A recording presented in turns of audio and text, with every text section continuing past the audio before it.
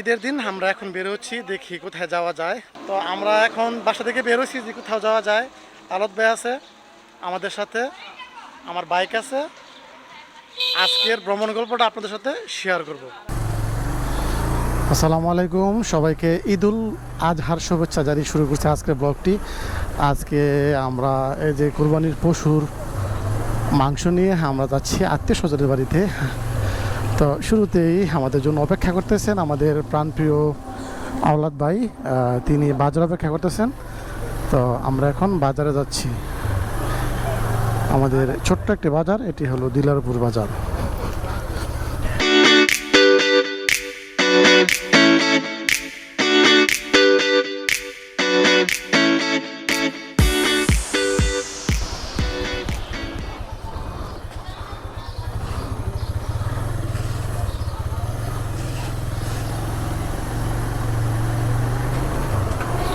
বাজারটা একবার নিরিবিলি, দোকানপাট সবই বন্ধ আছে।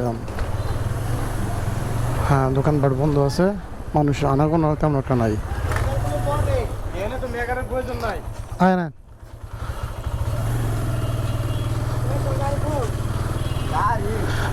এই জলিল ভাই তেল দেন।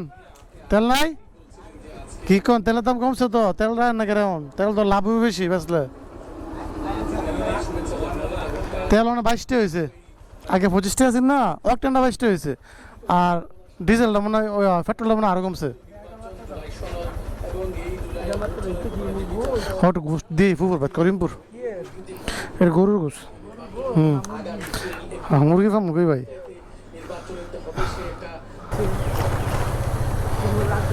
ওই যে দেখেন শাহিনে ঘুষলে কোথায় জানি, শাহিনে ঘুষলে কোথায় জানি আছে আপনাকে। শাহিনে এমন মনে তেল বেছে, এই অনেকে ওয়াকটেন বেছে, এই অনেকে ওয়াকটেন বেছো, এই ওয়াকটেন বেছো, গাড়ি তেল বেছেন করিমপুর পাবো।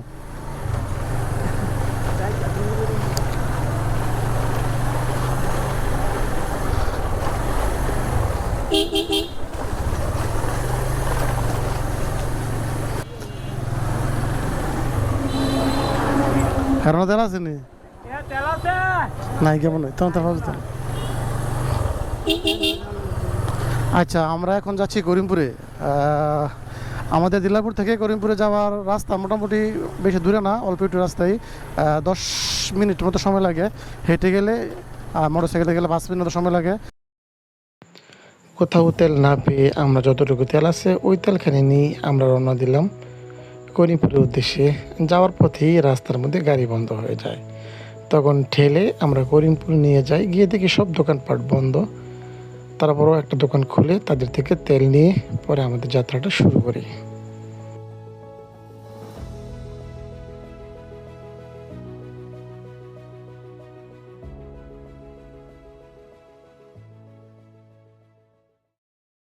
আসসালামু আলাইকুম, সবাইকে কুরবানির শুভেচ্ছা জানিয়ে শুরু করছি আজকের ভিডিওটি। আজকে আমরা এখানে আসলাম, এটি হলো আমাদের সগিরাপাড়া, যে সগিরাপাড়া খানবাড়ি সমাজে। এই দিক দিয়ে আমরা যাচ্ছিলাম, যাওয়ার পরে দেখলাম যে এখানে মাংসর স্তূপ রাখা হয়েছে, পাশাপাশি অনেকগুলো চামড়া এখানে সংরক্ষণ করা আছে।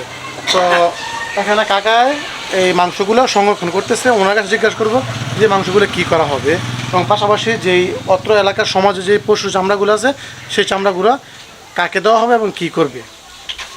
এই চামড়াগুলা আমরা জমায়েত করি প্রতি বছরই।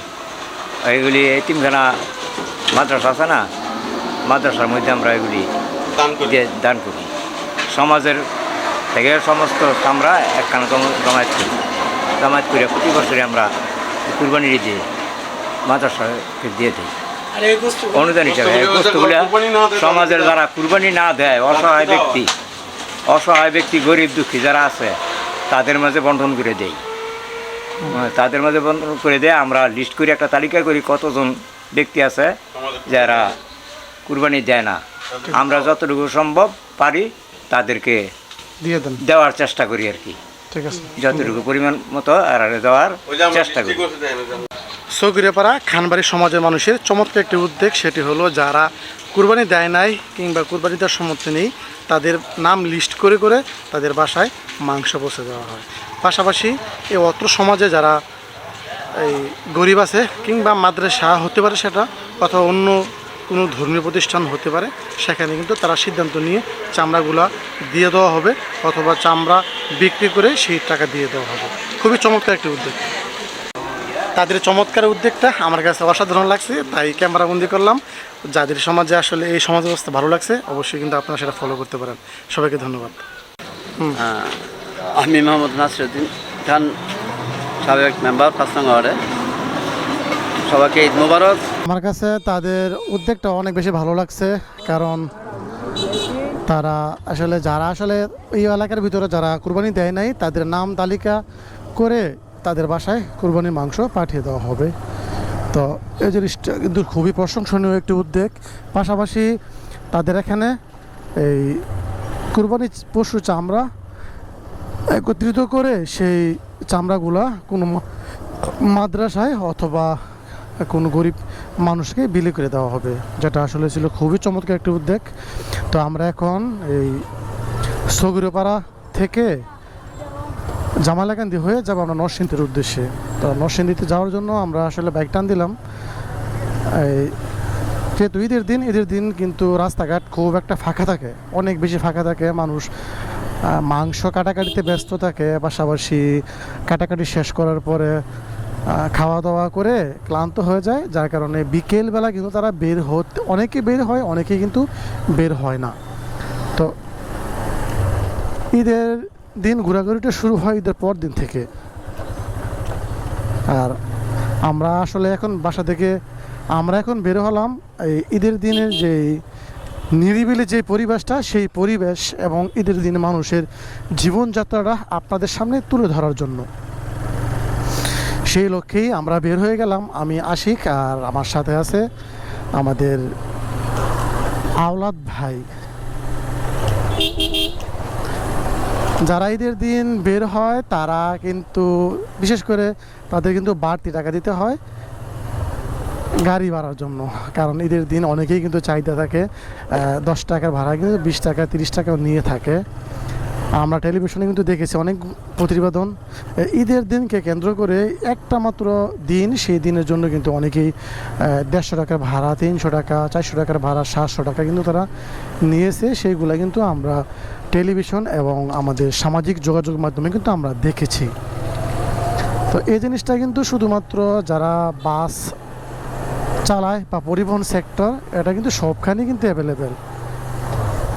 আমাদের সমাজে যারা অটো রিক্সা চালায় তারাও কিন্তু 2 দিন আগে থেকেই কিন্তু অটো ভাড়া এবং রিক্সা ভাড়া কিন্তু বাড়িয়ে দিয়েছে। আপনারা যদি জিজ্ঞাসা করেন অটো রিক্সাওয়ালাকে, তারা কিন্তু ঈদের দিন তো বটেই, ঈদের 2-3 দিন আগে থেকে কিন্তু তারা অটো রিক্সা ভাড়া বাড়িয়ে দিয়েছে। গতকালকে আমরা নরসিংদী থেকে বাড়িতে আসতে আমাদের 20 টাকার ভাড়া 40 টাকা গুনতে হয়েছে। তো এরকম কিন্তু সবখানেই কিন্তু এই জিনিসগুলো চলতেছে। একটা হলো যে আসলে চেয়ে নিতেছি যে আমার ভাই ঈদের দিন কিছু টাকা যদি বেশি দিতেন, এমন না, তারা কিন্তু এক প্রকার জোর করে নিতেছে, যেরকম তাদের অধিকার যে তারা বাড়তি বাড়াতে মানুষ যাতায়াত করাবে। তো এরকম একটা পরিস্থিতি সবখানে কিন্তু বিরাজমান। আমরা একজন মহিলাকে দেখতে পাচ্ছি, তিনি আসলে মাংস কালেকশন করতেছে। আর অনেকেই জীবিকার তাগিদে অটো রিক্সা নিয়ে বের হয়েছেন। গাড়ি ঘোড়ার সংখ্যা অনেক কম।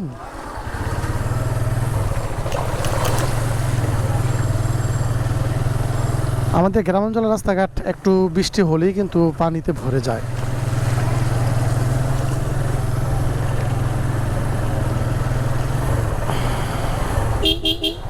আমরা এখন চলে আসলাম চম্পকনগর। এটাকে বলে চম্পকনগর না আওলাদ ভাই? চম্পকনগরই বলে এটাকে, মানে জামালাকান্দি চম্পকনগর বলে। এখানে কিন্তু লেখা আছে সম্ভবত। হ্যাঁ, চম্পকনগর পূর্বপাড়া প্রধান বাড়ি মোড়। অটো রিক্সা সাইড দেন ভাই, অটো রিক্সা সাইড দেন।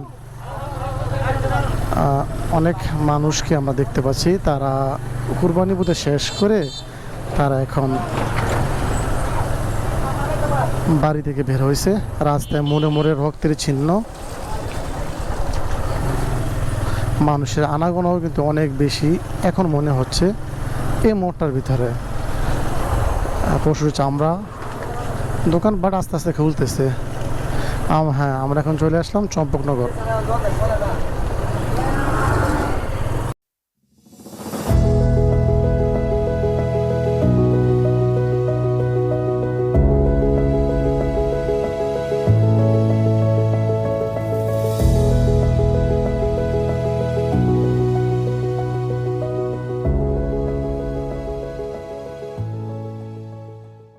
দেয় আপনাকে, দেয় মানুষে, দেয় কিছু কিছু করে দেয়। ও আচ্ছা, ঠিক আছে ঠিক আছে, ধন্যবাদ। আচ্ছা, আসলে তাদের কথা শুনলে অনেক বেশি খারাপ লাগে। অসহায় মানুষ তারা, তাদের আসলে এটাই হলো কুরবানির মেন শিক্ষা আমার কাছে মনে হয়। যারা কোনো দিন বছরে অন্য অন্য দিন মাংস কিনে খেতে পারে না, কারণ মাংসের যে দাম আমাদের দেশে 1 কেজি মাংস 700-800 টাকা দিয়ে কিন্তু ক্রয় করা লাগে। তো অনেকের কিন্তু সেই সৌভাগ্যটা কিন্তু হয় না, তো চাইলেই কিন্তু সেটা পসিবল হয় না 1000 টাকা দিয়ে বা 800 টাকা দিয়ে 1 কেজি মাংস ক্রয় করতে। তো এই কুরবানির উপলক্ষে কিন্তু অনেকের পেটে, অনেকের ঘরে, অনেকের হাঁড়িতে মাংসের স্বাদটা কিন্তু একটু হলেও পড়ে। এটি হলো কুরবানির সবচেয়ে চমৎকার শিক্ষা। এখন অনেকেই কিন্তু কুরবানির দিয়ে যে রক্তগুলা পরিষ্কার করতেছে, কারণ রাস্তাঘাটে কিন্তু অনেক রক্তের দাগ লেগে আছে।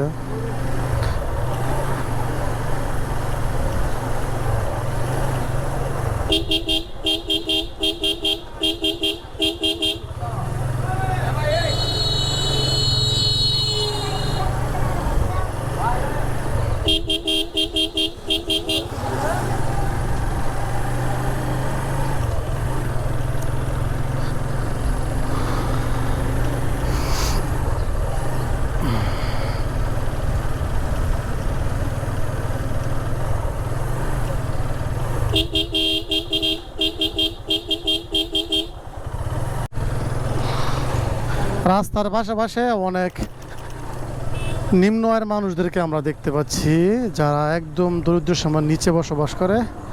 তারা মানুষের কাছ থেকে মাংস কালেকশন করতেছে, এরকম একটা দৃশ্য। কুরবানির সবচেয়ে চমৎকার দৃশ্যগুলোর মধ্যে এটা একটি দৃশ্য, কারণ সবার হাড়িতে কিন্তু মাংস থাকে। আমরা যারা গরিব আছি তারা কিন্তু বছরের অনেক সময় কিন্তু আমরা অনেক আমিষ খেতে পারি না। এই কুরবানির ঈদে কিন্তু আমরা সেই জিনিসগুলা দেখতে পাই। তো আসলে আমার কাছে এই জিনিসটা অনেক বেশি ভালো লাগে। ঈদের দিন অনেক রাস্তাঘাট কিন্তু অনেকটাই ফাঁকা, মানুষের আনাগোনা কিন্তু খুব একটা নাই। আর সামনে গেলে বলা যাবে যে আসলে মানুষের আনাগোনা কেমন, কারণ এটা হলো নাগুরাকান্দি ব্রিজ। এখানে কিন্তু এটা একটা পর্যটন এরিয়া, এখানে প্রচুর দর্শক কিন্তু থাকে। অনেক মানুষ কিন্তু ঘুরতে আসে বিভিন্ন সরকারি দিন সহ অসংখ্য অনেক ছুটির দিনগুলোতে মানুষের উপচে পড়া ভিড় থাকে। এখন কিন্তু সেই আনাগোনাটা আমরা দেখতেছি না, মানুষ কিন্তু খুব একটা নেই, খুব একটা ফাঁকা বলা চলে। কিছুক্ষণ পরেই মানুষের আনাগোনা শুরু হবে, এপার থেকে ওপারে যাওয়া যাবে না। তো এখন 4টা বাজে, বিকেলবেলায় মানুষের আনাগোনা শুরু হবে এখনও।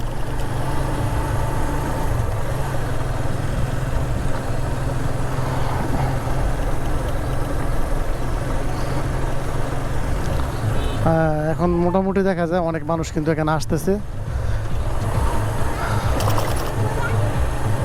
অনেক রেস্টুরেন্টের কর্মচারীরা ডাকাডাকি করতেছে, এরকম একটা দৃশ্য আমরা দেখতেছি। আশেপাশে কিছু গাড়ির অটোরিকশা দেখতেছি। এটি হলো নরসিংদীর সবচেয়ে বড় পর্যটন এরিয়া। এখানে ঈদ সহ বিভিন্ন সরকারি ছুটির দিনগুলোতে অনেক মানুষ থাকে, যেটা বলার বাহিরে। ঘোড়া অস্তিত্ব আমরা এখানে দেখলাম। পাশাপাশি নতুন করে সেজেছে নাগুরাকান্দি সেতু, আমাদের জুনায়েদ ভাইয়ের পার্ক, সাজ্জি ফুড পার্ক, আর এখানে চেয়ারম্যান গার্ডেন। হ্যাঁ, আর এই এখানে আছে আমাদের গোল্ডেন স্টার পার্ক। নাগরিকান্দি ব্রিজটা কিন্তু অনেকটাই ফাঁকা। আমরা গত রোজার ঈদে যখন ভিডিও করেছিলাম তখন কিন্তু অনেক মানুষ দেখছিলাম, এখানে মানুষের ভিড় ছিল। এখন কিন্তু মানুষ নেই। সন্ধ্যার পরের সম্ভবত মানুষের আনাগোনা কিছুটা বৃদ্ধি পাবে মনে হচ্ছে, যেটা আমার কাছে।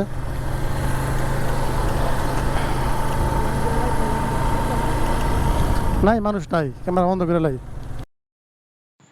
নাগুরিয়াকান্দি ব্রিজ পার হয়ে কামারগাঁও, শান্তিপালা এবং দামের পালা হয়ে আমরা চলে আসলাম হামটি বেরিবাদে। তো আপনারা দেখতেই পাচ্ছেন, যাওয়ার পথে আসলে দুপাশে আমরা মানুষের আনাগোনা খুব একটা দেখি না। বিশেষ করে যারা ঈদ উল ফিতরের সময় এসব এলাকায় কিন্তু একটা উৎসবমুখর পরিবেশ থাকে, মানুষের আনাগোনা অনেক বেশি থাকে। তবে যেহেতু এটি কুরবানির ঈদ, মানুষ কিন্তু খুব একটা বের হয় নাই। সারাদিন কাজ করে ক্লান্ত হওয়ার পরেই তারা বাসা থেকে বের হয় না। কুরবানি ঈদের আমেজটা শুরু হয় ঈদের পর দিন থেকে। আর সব দোকানপাট বন্ধ আছে, মানুষের আনাগোনা নাই খুব একটা।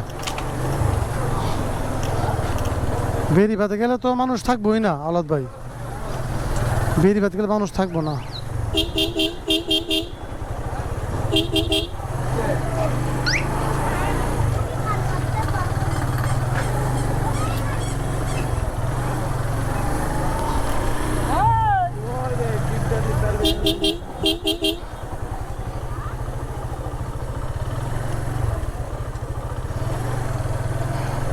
সুইচ গেট বা হামটি বেরিবাদ, এখানে কিন্তু ঈদের দিন অনেক মানুষ হয়, কারণ এই বেরিবাদটি কিন্তু খুবই চমৎকার। মেঘনা নদীর পাশে চমৎকার এই বেরিবাদটি দেখতে কিন্তু অনেক মানুষ দূর থেকে ছুটে আসে।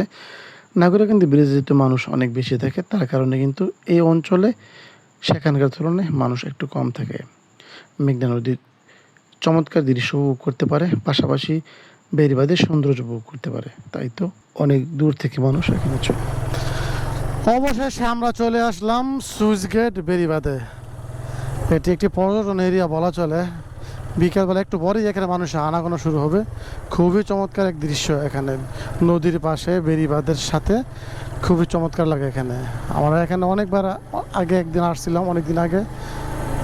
এখানে দিয়ে কতটুকু যাওয়া যায় আমরা সেই জিনিসটি ট্রাই করতেছি।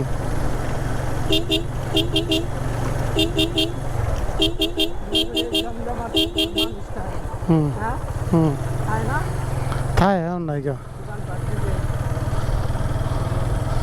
রেস্টুরেন্ট নাকি এটা?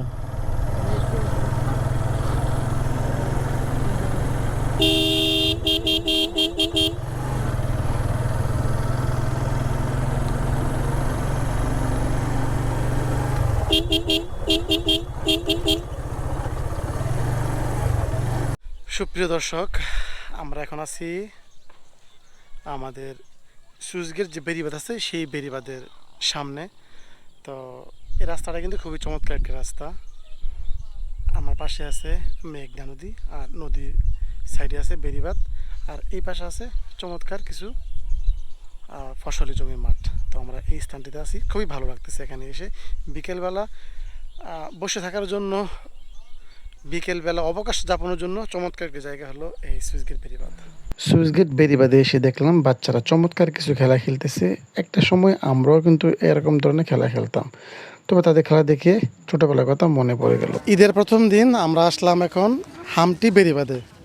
তো নদীর পাশে চমৎকার একটি জায়গা, এখানে কিন্তু পোলাপানে খেলাধুলা করতেছে। আপনারা দেখতে পাচ্ছেন যে এখান থেকে বল মারতেছে, আর বলটা যদি মানে এক পাশে দিয়ে বল মারা হয়, আরেক পাশে বোতল রাখা আছে, সেই বোতলও যদি পড়ে সেই জিনিসটা কিন্তু সে নিয়ে যায়। তো এই চমৎকার খেলাটা কিন্তু বাচ্চারা খেলতেছে, খুবই ভালো লাগতেছে, সবাই এনজয় করতেছে, দেখতে অনেক ভালো লাগতেছে। অনেক মানুষ কিন্তু জমে গেছে। সুপ্রিয় দর্শক, আপনারা দেখতেছেন আমার পিছনে কিন্তু অনেক কিছু মানুষ আছে, তারা কিন্তু এই যে চমৎকার খেলাটা উপভোগ করতেছেন।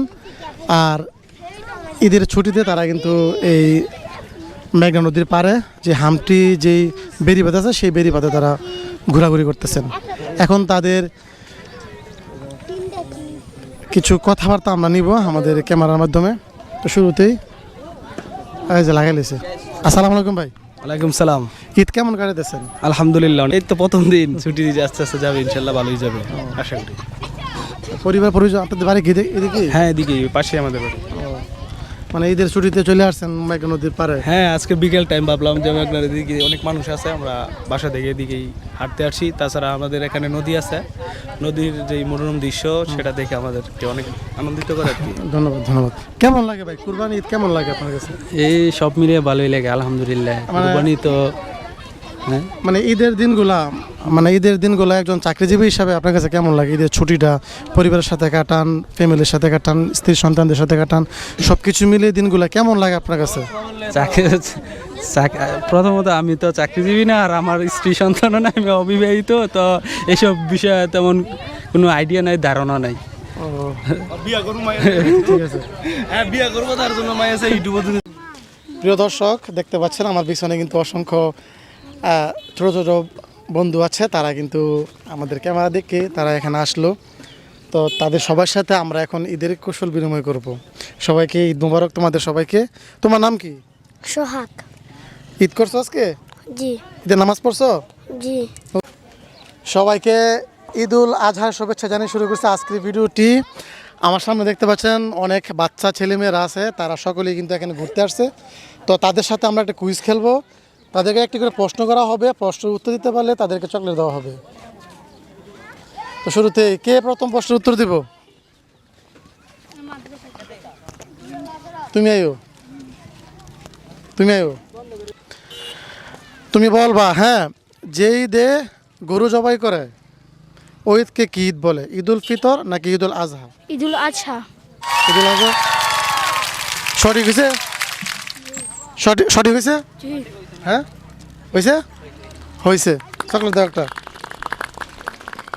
কুরবানি করা কোন নবীর সুন্নাহ? অপশন 1 হজরত ইব্রাহিম আলাইসাল্লাম, অপশন 2 হজরত মোহাম্মদ সাল্লাহ সাল্লাম, অপশন 3 হজরত আদম আলাইসাল্লাম। হযরত ইব্রাহিম আলাইহিস সালাম। উত্তর কি সঠিক হয়েছে না ভুল হয়েছে? সঠিক হয়েছে। দাও চকলেট দাও। তুমি বলবা, এদিক ফিরে ক্যামেরার দিকে তাকায় তুমি একটা প্রশ্নের উত্তর দিবা। তুমি বলবা যে ঈদে কুরবানি করা হয় না, হ্যাঁ গরু জবাই করা হয় না, সেই ঈদকে কি ঈদ বলে? ঈদুল ফিতর নাকি ঈদুল আজহা? ঈদুল ফিতর। উত্তর সঠিক উত্তর হয়েছে। দাও চকলেট দাও। তুমি বলবা যে আমাদের নবীর নাম কি? আমাদের নবীর নাম হযরত মুহাম্মদ সাল্লাল্লাহু আলাইহি সাল্লাম। আবার বলো স্পষ্ট করে। হযরত মুহাম্মদ সাল্লাল্লাহু আলাইহি সাল্লাম। ঠিক আছে, উত্তর সঠিক হয়েছে। নাও তুমি চকলেট নাও। আর পরবর্তী প্রশ্ন আমরা আরেকজন ছোট্ট ভাইকে করব। কে আছে? আমাদের পরবর্তী কোশ্চেন করব এই ছোট্ট সোনামণিকে। তো তার কাছে আমাদের প্রশ্ন হলো যে আমাদের নবী হযরত মুহাম্মদ সাল্লাল্লাহু আলাইহি সাল্লামের পিতার নামটা কি? আব্দুল্লাহ।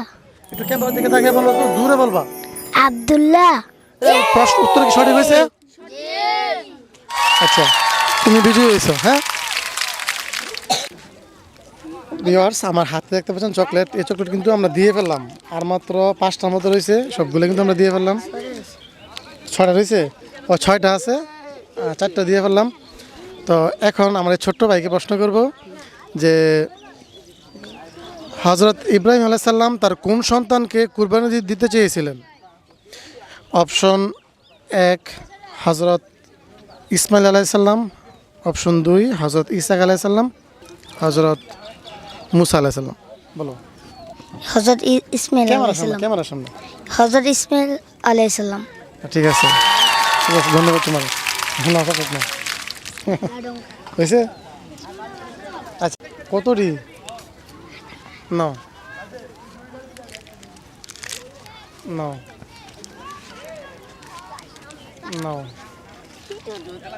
নাও। আর নাই তোমার দিছি না? তুমি তো পাইছো, তোমার দিছিলাম মনে হয়। আর নাই গো। প্রকৃতির সাথে মানুষের লড়াই নতুন নয়। যুগে যুগে নদী যেমন দিয়েছে জীবনের উৎস, তেমনি কেড়ে নিয়েছে বাড়িঘর, ফসল আর স্বপ্ন। আর এই ভয়াবহতার সামনে দাঁড়িয়ে থাকা একমাত্র প্রতিরোধের নাম বেড়িবাঁধ।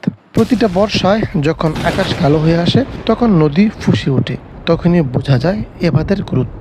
এটি শুধু মাটি আর পাথরের গাঁথনি নয়, এটি গ্রামের মানুষের ভালোবাসা, ঈদ উল আজহা উপলক্ষে এই বেড়িবাঁধ হয়ে উঠেছে এক চমৎকার আয়োজন। ছোট থেকে বৃদ্ধ সকলেই এই বেড়িবাঁধে ঘুরতে আসছে। বেড়িবাঁধের উপর দিয়ে হেঁটে যাওয়া শিশুরা নতুন জামা পরে খুশিতে আত্মহারা। নদীর পাড়ে আজ শুধু ঢেউয়ের শব্দ নয়, শোনা যায় হাসির রোল।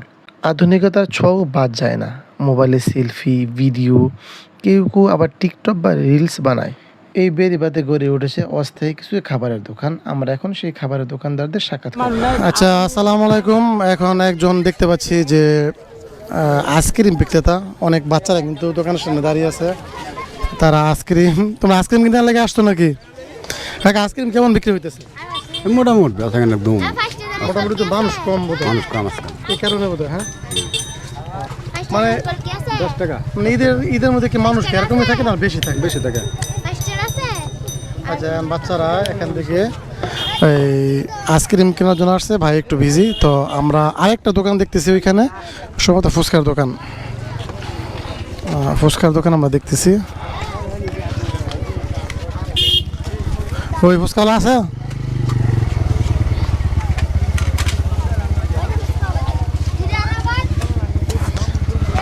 কাকা বিক্রি কেমন আপনার?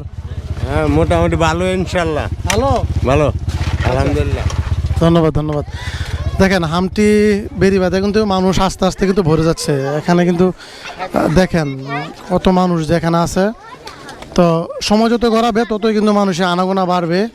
হামটি বেড়িবাঁধে খুব বেশি খাবারের অপশন নেই ভালো কোনো হোটেল কিংবা রেস্টুরেন্ট। তবে যার কথা আলাদা করে বলতে হয় সেটি হলো তাইজুল ভাইয়ের শাহী চটপটি এবং ফুচকা। খুবই চমৎকার পরিবেশে পরিষ্কার পরিচ্ছন্নভাবে তিনি খাবারগুলো প্রস্তুত করে থাকেন। অনেক দূর থেকে অনেকেই আসে তার এখানে এই ফুচকা ট্রাই করার জন্য। আমার কাছে অনেক বেশি ভালো লেগেছে শাহী চটপটি এবং ফুচকা।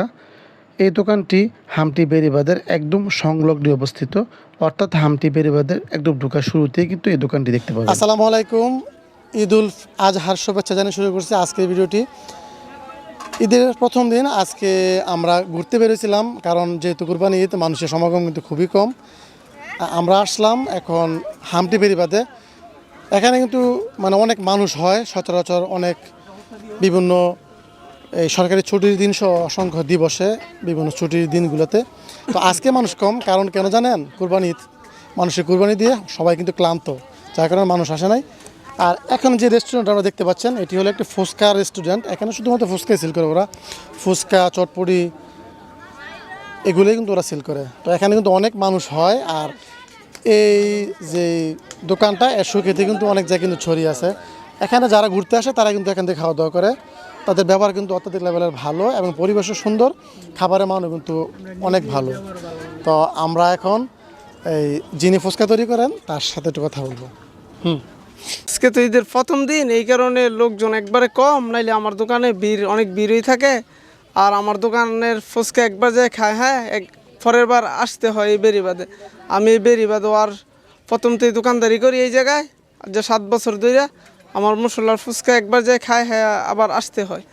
আমার টক একবারে তেঁতুলের হয়, কোনো ভেজাল হয় না, সব কিছুই আমার একবার ভালো। শুধু মুখে বললেই কি হবে, ভালো ট্রাই করতে হবে, খেয়ে দেখতে হবে। তাই আমরা ফুচকা নিয়ে নিলাম। দোকানের পরিবেশ আমার কাছে খুব ভালো লাগলো। পরিষ্কার পরিচ্ছন্নভাবে তাইজুল ভাই চটপটি এবং ফুচকা তৈরি করে। আমরা এখন সেই ফুচকাগুলো ট্রাই করব, দেখব যে ফুচকা কেমন লাগে। আমি কিন্তু ফুড রিভিউয়ার না। আমার সামনে দেখতে পাচ্ছেন আপুদের মুখরোচক খাবার, সেটি হলো ফুচকা এবং চটপটি। তো ভাইয়ের দোকানের সুনাম আমি অনেক শুনছি, যার কারণে এখানে আসলাম, ট্রাই করলাম যে আসলে ফুচকার স্বাদগুলো কীরকম। আমরা দোকানদার ভাইয়ের কথা শুনলাম, আর পাশাপাশি যারা এখান থেকে নিয়মিত খাওয়া দাওয়া করেন, ফুচকার লাভার যারা আছেন তাদের কথাও আমরা নিয়েছি। তারা সবাই কিন্তু ভালো রিভিউ দিয়েছে, যার কারণে কিন্তু আমরা এখানে আসলাম। আপুদের মুখরোচক খাবার ফুচকা।